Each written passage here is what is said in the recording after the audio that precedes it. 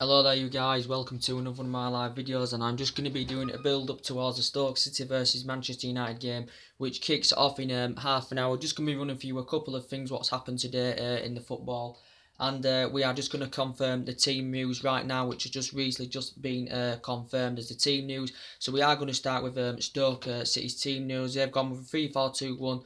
Jack Butland, Zuma, Kevin Wimmer, who's making his debut for Stoke, who they did buy for who was it, 16, I think they bought him for 16, 17 million from Tottenham. They've gone with Jeff Cameron, the youth, Darren Fletcher, the ex-Man United player and West Brom player, Joe Allen, Eric Peters, Shaqiri and Jesse Rodriguez, another loan signing they got who scored against Arsenal on his debut for Stoke as well. And they've gone with Moting up front. So Manchester United team, Jose Mourinho has actually selected a different formation in Premier League so far this season, because he has stuck to that 4-2-3-1 formation.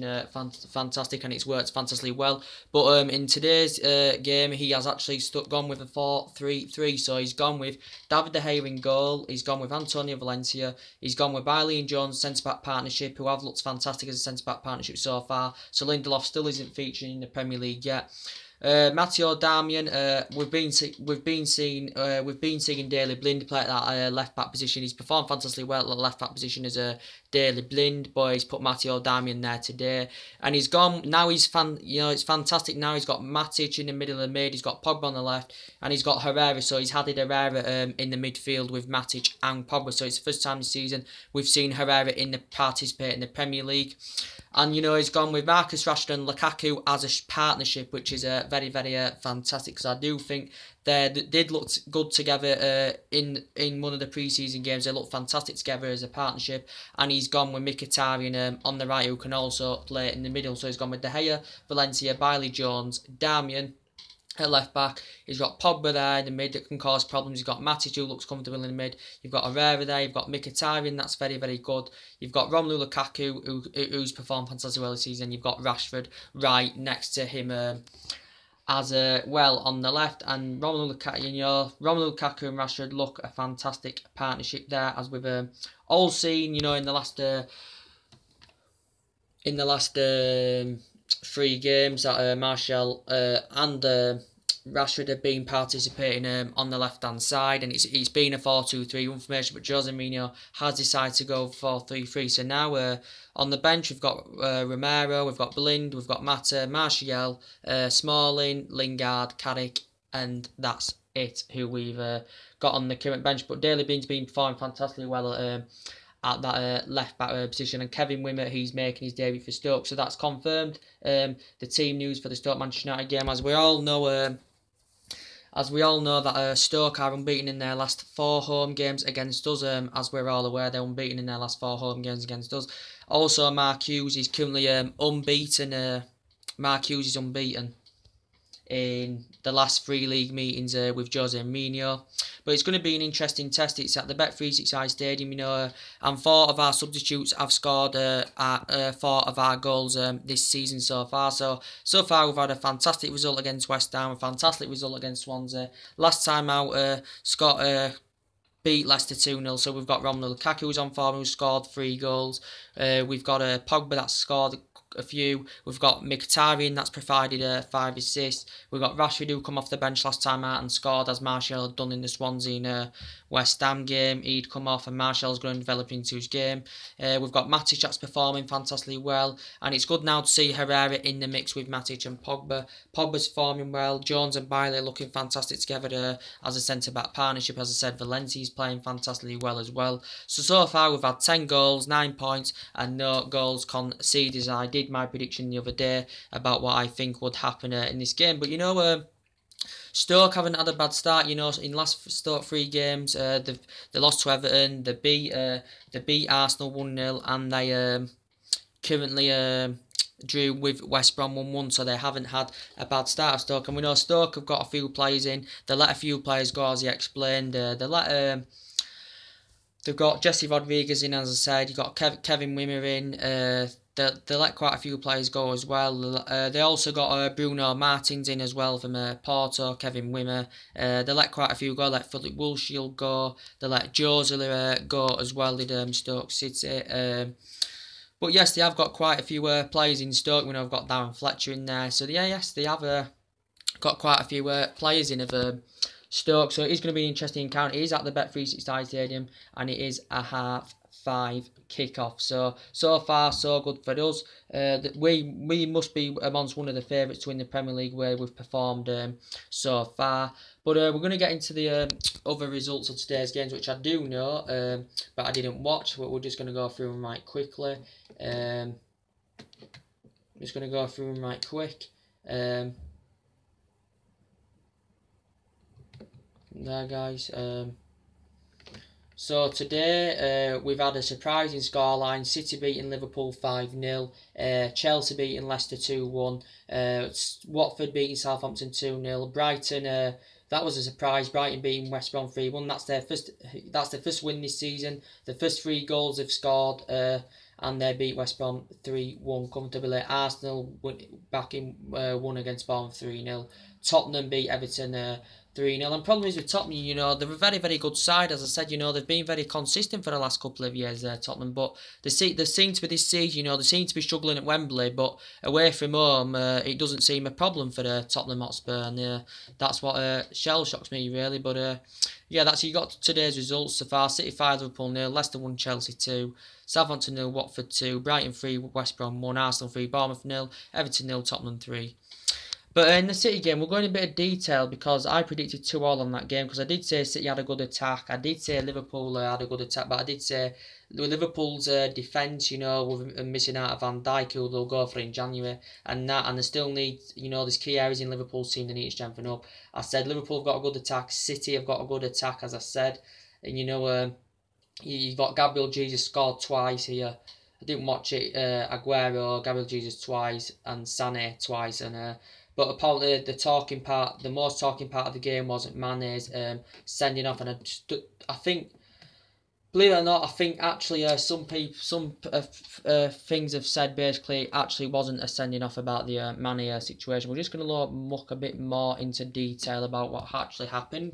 We're going to read this up of what's being said. It says Liverpool were thrashed 5-0 at Manchester City, but Klopp took the issue with the call to dismiss Mane. Jurgen Klopp revealed he was close to being sent off the stands after protesting referee John Moss' game-changing decision to dismiss Sadio Mane in Liverpool's 5-0 loss to City. The German took issues with Mane's red card, which came after the forward's boot connected with City goalkeeper Addison's face as the pair challenged for a bouncing ball late in the first half. It was only 1-0 at the time, and City went on to punish their numerously disadvantaged visitors, leaving Klopp to rule the decision as well as his side. Prolificity. Mr. Moss was close to sending me to the stands, but the German told Sky Sports, I don't know what he thought. I only said to the force official I thought it was not a red. So there's big debates. Actually, I'm not going to read the full one. Yeah, there's big debates about that sending off about Mane. And it did say basically it was an even game. It was an even contest between City and Liverpool too. Mane had received that red card. So this is basically what had been brought out. Let's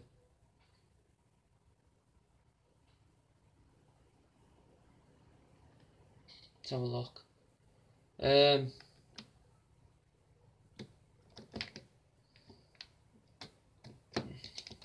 So yeah, there's been talking about that sending off in the City Liverpool game. As I said, I'm just going to put my phone here. Oh, for God bleeding sake, it can't even stay up, my phone. It will stay up there, but I did confirm teams from Man United game. Let's go back, wait there.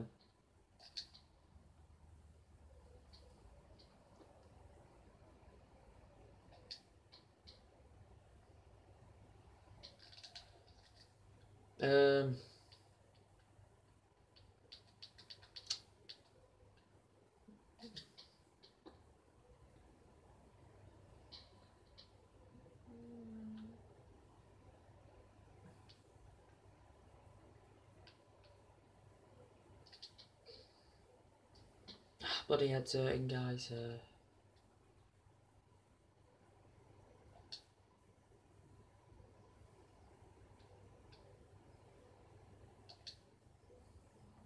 Yeah, so basically that was the key part basically of Oh yes, and basically, this is Guardiola. I think Guardiola's had a statement to put out.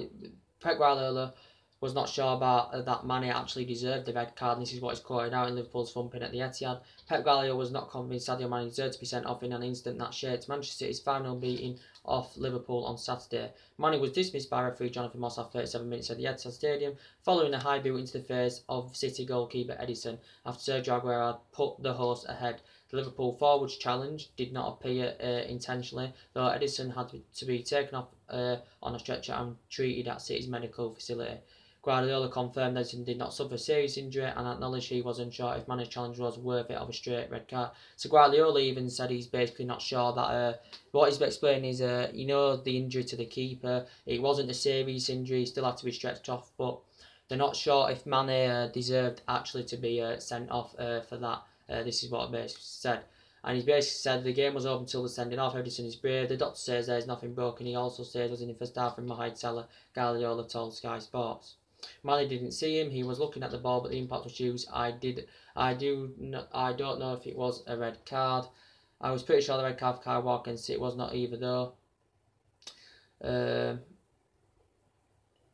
Yeah, so that's basically about it. So that's a big talking point in the Liverpool's defeat to Manchester City, because Liverpool had been in good form, basically before the City game, and they all think Mane was the key part of the send-off. As soon as he got sent off, it currently changed the game completely, and City took control of the game and went through Liverpool easily. So Liverpool suffered their first defeat of this season.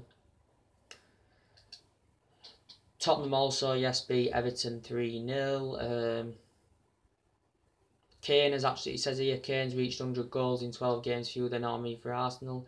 Kane moved on to 100 goals to Tottenham, actually, it says in here, in all competitions with a somewhat fortunate effort against Everton at Goodison Park Sunday. Fresh from netting twice for his country against Malta, the double Premier League Golden Boot winner put Spurs ahead with a missed cross. And yes, so Spurs, it looks like it will come to afternoon for Spurs. England striker Kane, who had been struck on 99 since netting a hat-trick against Hull on the final day of last season, finally reached the landmark as a cross from right drifted over the head of Jordan Pickford and in. Kane's 100th goal came in his 169-game Spurs, while it took Henry long-time Scrooge of Spurs, Tottenham at North London rivals Arsenal 181 matches to reach the same figure. So Kane has reached 100 Spurs goals. It's only 12 fewer than Thierry Henry. But Kane's a very, very good player. Probably one of the best strikers in Premier League. Won the Golden Boot. 2 seasons on the trot. And Tottenham have been consistent last couple of years. Got a new stadium. They haven't been performing well at Wembley, but so far this season, for me, they've done well away from home. They beat Newcastle. Just won at Everton. Obviously drew with Burnley and lost to Chelsea, but it doesn't seem to be a problem. Away from home with Spurs so far.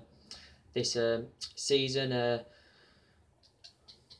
So let's just have a look at the and I've gone through all the other matches. I'm not going to go into full detail about all the other games because I'm not bothered about them all. So yes, it's now confirmed Manchester City are top now. As I did say, if City or Liverpool win, they are going to go top either way until we play soon. So City top, they've played 4, won 3, drawn 1. City have scored 10 goals like us, but conceded 2. We've scored 10 but conceded none. Chelsea did win today, so they've Chelsea won today, so Chelsea third. Watford have moved into 4th as well, and Tottenham are sitting 5th, Huddersfield 6th, and Liverpool 7th. So that is your top 7. West Brom 8th, Arsenal 9th, and etc. etc. So far it's City top, United, but we've got to play yet, and we'll go back top if we win. So you've got City top, United 2nd, Chelsea 3rd, Watford 4th, Tottenham 5th, Huddersfield 6th, Liverpool 7th. So yeah, that's really about it. So yeah. Anyway, I think we'll go back into the Man United Stoke. I said so far we've been absolutely 100%. Lukaku's performing. I said Rashford's growing and developing into his game as he shown last season after he'd been with his injury. I did say there's still areas in our team where we still do need to improve. But the good news is, we got that, with the Luke Shaw situation, he's now he's recovering from his injury. He's been playing some of the reserve games. There hasn't been any discussions of extending his contract. So Jose Mina's had no discussion with the player. We know he never had these injury. He's never been, he's been injury prone to come to United. He never had these, problems with Southampton.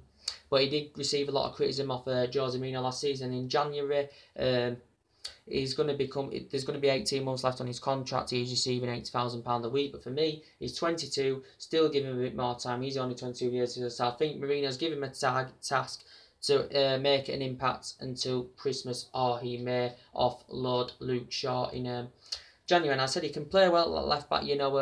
When he gets everyone in games. And also, you've got Ashley Young that's been injured. I think he's returned, or he's nearly returned from injury now. I think Ashley Young's prepared to have discussions with Jose Mourinho. He's been at Man United 6 years. He's up the ranks with Watford, went to Villa, and he's won quite a few PFAs as Ashley Young. But I just don't see what else he's got to offer us anymore. I'm not too bothered really, because he's not going to be first choice anywhere. And I think in reality he accepts he's going to be used there as a squad player. Is Ashley Young.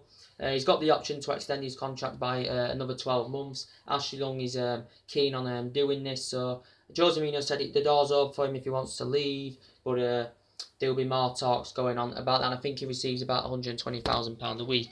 And anyway, we've got Blind, who's been performing fantastic at that left back so far this season. We haven't seen Lindelof in action yet in the Premier League due to his pre-season form, and it's also good, Jose Mourinho, he's done good in the last couple of transfer windows. He spent about over £300 million. It's also good to see that Jose Mourinho's got quite a few youngsters in the team. The disappointing news had actually come out yesterday about Andres Pereira. Well, it did confirm on Spanish deadline day. That he'd made the decision to move to Valencia on loan. The player who risen up the ranks of Lommel United, and then he basically risen up the ranks of PSV. I think he was at PSV for 6 years. Come to Manchester United in 2011. Been United 5 or 6 years. And I think he's only made 13 starts all in all for the first team. And the last season he was at La Liga, he was at Grenada on loan. I think he made 35 appearances and scored 5 goals there as well. I think Andres Pereira, there may be a reason why he's gone, because he may not be guaranteed first team football. There's other players that play in his position. He's not going to be ahead of them players.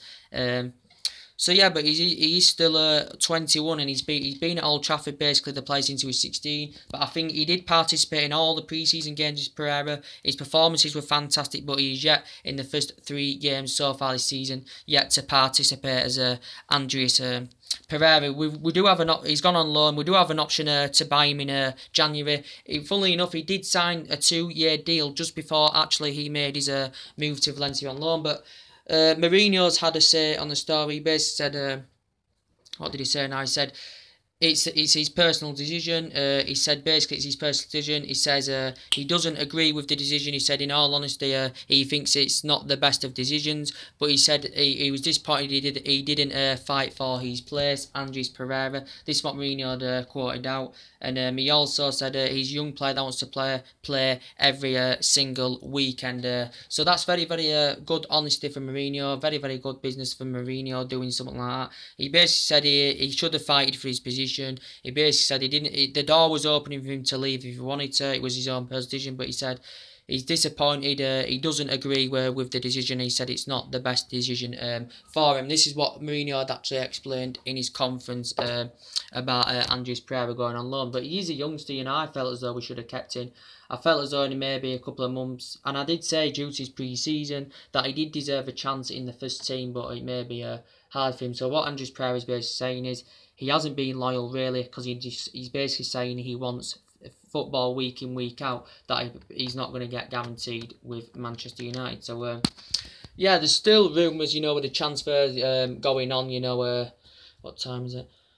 There's still rumours going on, about us maybe potentially, making a couple of signings in January. As I did say before, we mentioned Thomas Muller, we mentioned this Marek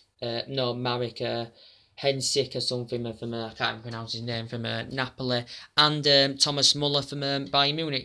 With Thomas Muller, as I did keep quoting out, is a player that's been at Bayern Munich now for 9 years.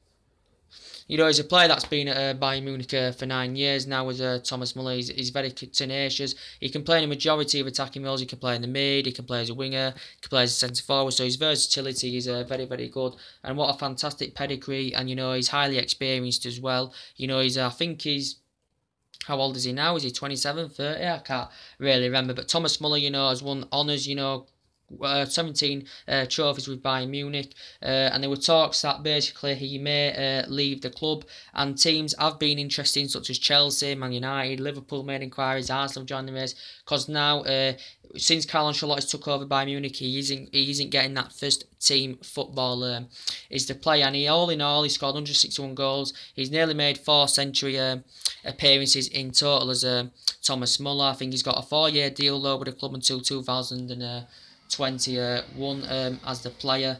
So yeah, very creative, good at operating space, very tenacious, very competitive player for what I've seen of him, and he's probably in the top 5, one of the most creative players in world football. Manchester United had been interested in him before. Under the Van Gaal era, he was very, very interested in Muller. So yeah, we could still maybe potentially get him in January. You do not know, but I doubt it will happen anywhere. And there's that Napoli player that's been mentioned who we could potentially could go for. He admitted that I don't think there's any intention of leaving. The player's got a contract. He signed a contract a year ago. I think he's got 2 years left on his deal. He said if big teams coming in, if Man United were to make an approach, maybe Barcelona, maybe Bayern Munich, the heavyweights, he said it would be a tough decision to turn that down, and it would be the toughest decision of his career. This current player, this Napoli player, has been at Napoli for a decade. He's won quite a few honours as this player. He's won a couple of times with Napoli. He's won Serie A Team of the Serie A Team of the Year, Serie A Young Player of the Year, and he's also won Slovak Football of the Year on 6 occasions as well. He's won a couple of titles with Napoli as well. He's a vice captain. He is an attacking midfielder. Is this player? And he's a player that. He's a player that, what was it now? He's a player that's, he's made, I think, all in all, 456 appearances. He's scored 113 goals. I think he only scored 15 goals last season, did this Napoli player. But he looks a very, very interesting player, does this Napoli player. And it did say it would be a tough decision to turn big teams down like Manchester United. But from what I've seen of this anywhere, and also as the update the other day was about Perisic, he has now signed a new deal, the player that we went for. But we'll get about the transfers. I just updated you on a bit more about it. I confirmed the team new to you, didn't I, for the Manchester United games. So to me, it looks a very good team. The first time Jose Mourinho has gone with a tactic of a 4-3-3 this season in the Premier League, because he stuck with that 4-2-3-1. But it's good, to see. It's good to see Rashford and Lukaku partnering together. You did get a glimpse of them two. I think it was against Manchester City where they performed absolutely fantastically well. They could bring us to glory, them two as a partnership. And you've got Mkhitaryan there in the mix as well, he's provided about 5 assists this season. He's done fantastically well. You've got Matic, who's performed fantastically well. I'm surprised he hasn't got his name on the score sheet yet. But yeah, it's going to be an interesting game of football, as I said. Stoke are unbeaten in the last 4 home games against us, so we haven't beat them at Stoke since the Alex Ferguson days. I can't do a watch along as I would do because I haven't got BT Sport to watch the current game. But yeah, actually, Stoke 7bet365. Stoke 7.5, Jaw Force 2, Manchester United 1.53. So actually, what I'm going to do now is, guys, if I do get time before the match kicks off, let's put my phone there. But Stoke have, they've got Fletcher playing, they've got Kevin Wimmer, the new signing from Spurs making his debut. They've got Jesse Rodriguez who scored on his debut against Arsenal. They could potentially cause us problems, but we've got Bailey and Jones there. We'll look at that. Wasn't the ideal idea. It was supposed to be Bailey and Lindelof. They're ones that are supposed to be complementing each other the most. But Jones had a fantastic start, to this season. As I said, he suffered from injury last season. He's been at the club since 2011. So what we're going to type in. I'm interested. I'm not going to be putting a bet on the game, as I said. We're just going to look at the odds of the game. If you do fancy your bet, guys, we'll have a look.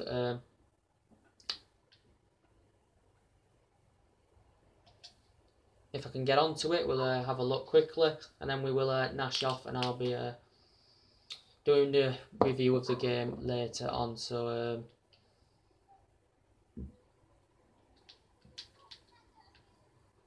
So you've got Stoke Man United here, so we'll just click onto it.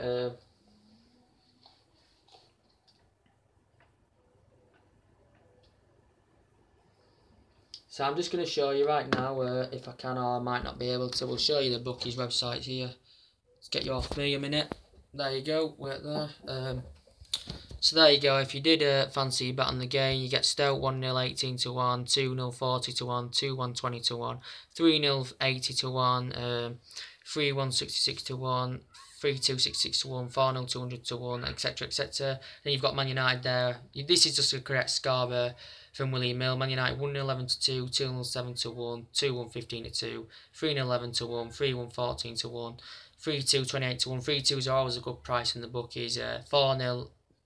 Is that 18 to 1? Yes, 18 to 1. So we are the dead favourites really to win the game. And then you've got here Marcus Rashford's score Man United to win was 17 to 10.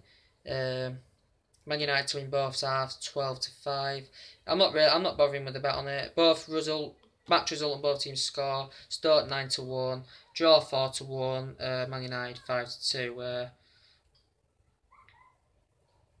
And this is just the goal markets, you know, probably the first goal scorer and all that. So basically, just if you want to go on, you know, if you're interested in bet, go on any books website. You've got William Mill, you've got Ladbrokes, you've got Betfair, you've got Bet365. You know, you've got all sorts out there. So if you fancy having a bet, which I'm not gonna, I'm just telling you guys, if you're interested in a bet, then stick it on, guys. As I said, so yeah, we won't go into all the detail about that, so I'll put me back on right now.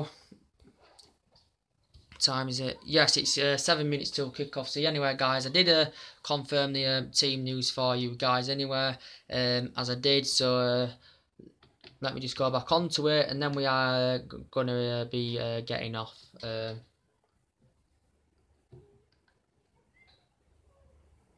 I might have lost it. If I have, I can't do nothing about that.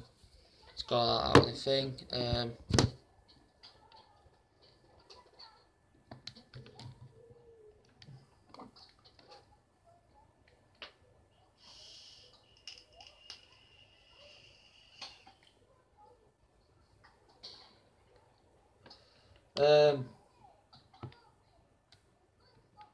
Just go back onto the game right quickly, guys. I'll go through the lineup again. I want your opinions, what you think to the lineup for the match, guys, as I said. So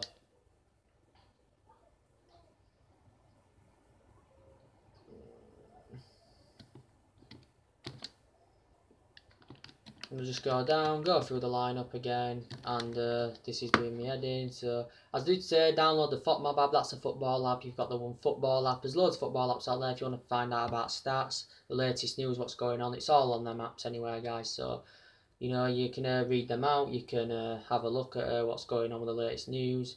So yeah, we'll go on to it. I think 4-3-3, you know, it's the first time Mourinho's used it in the Premier League this season, so it's going to be interesting to see how they participate. I'm going to try and stream the game online if I can, or if I can't, I'll have to watch the highlights on my phone on YouTube, guys, as I said. So we'll just go back for the lineup, and then we will finish there, and then we'll be doing the review after the game. So yeah, so we're Man United. You've got De Gea in goal. You've got Valencia, Bailey and Jones as a centre-back partnership who have complemented each other fantasy well so far this season. You've got Darmian now added into the mix. You've got Herrera. Surprised at Blind on the bench, quite honestly, because he's made an impact at left back this season. Mourinho might have wanted to give Darmian a chance. You've got Herrera, first Premier League game this season, added into the mix with Matic and Pogba. As I did say, that would be beneficial. You've got Rashford, then it's 4-3-3. You've got three attackers. You've got Rashford as a partnership with Lukaku, and you've got Mkhitaryan there added into the mix as well. So that looks a decent formation and a decent team. And you know, we've got Small on the bench, Lingard, who I thought played well pre-season as well. He must. To be fair, he looked our most elite player in the pre-season. You know, Martial, who's performing well, he's on the bench. I presume he will come on. He probably will, you know, switch with Rashford, as it's been doing in the other games. Rashford switch with Martial, Martial switch with Rashford, as you've seen in the previous games. We've got Mata there, who's been performing on the right-hand side in the Swansea-West Ham game. You know, Daley Blind's on the bench, who's been performing at left-back. He can also play as centre-back as well. And Sergio Romero's there as well, and Chris Smalling is on the bench. So, yeah, that's everything, guys. That's everything to update you today. Drop your comments, likes below on the channel. Subscribe to my channel as always, and take it easy, guys. And I'll see you later. Bye.